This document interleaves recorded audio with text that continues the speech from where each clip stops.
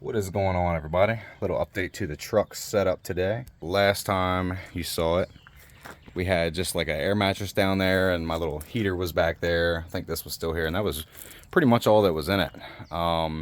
So the air mattress sucks.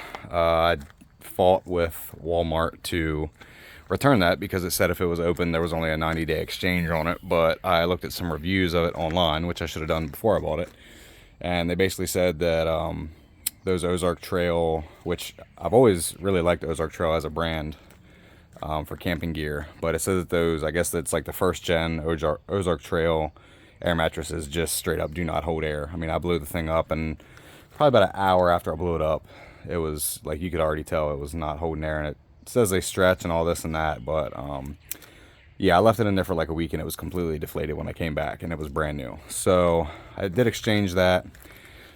Trying to think about what setup I want to do now. So I think I told y'all before I want to do like a full, like, you know, like wooden setup, like a wooden bed with like cabinets underneath and all that. But that's probably going to take a little while for me to get around to, and I want to start, you know, utilizing this shiny new cap. It's not shiny.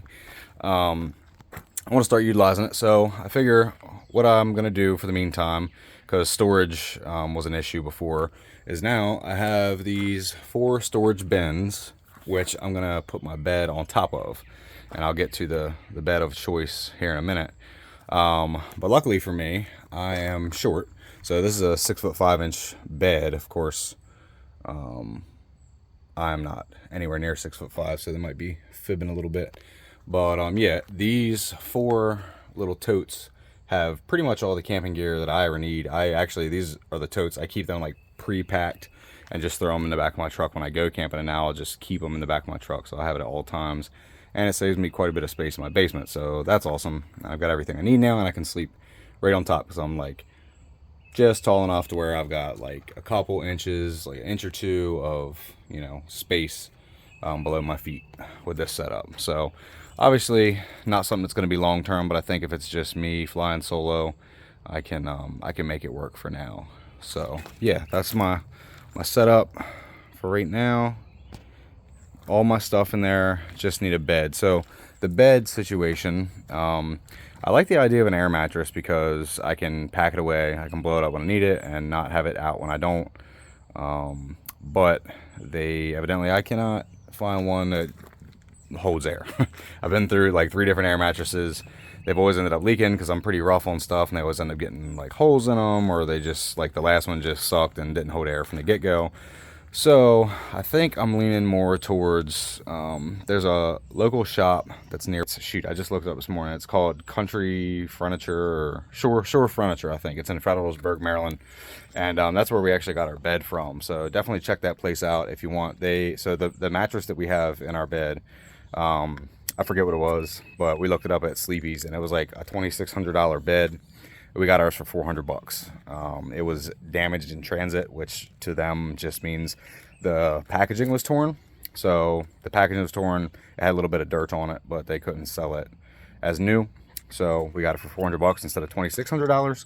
So I'm gonna go, if they have like just a little twin or something that maybe I could set right on top of there, and then just use that in the meantime. And then I don't know if I'm gonna upgrade to like a full later. I don't know. Maybe it's a stupid decision to get a twin now and then upgrade to a full when I get everything set up. But we'll see. The only thing with a mattress like that is that you have to, like, I guess you're gonna have to keep pulling it out and stuff like that to let it ventilate.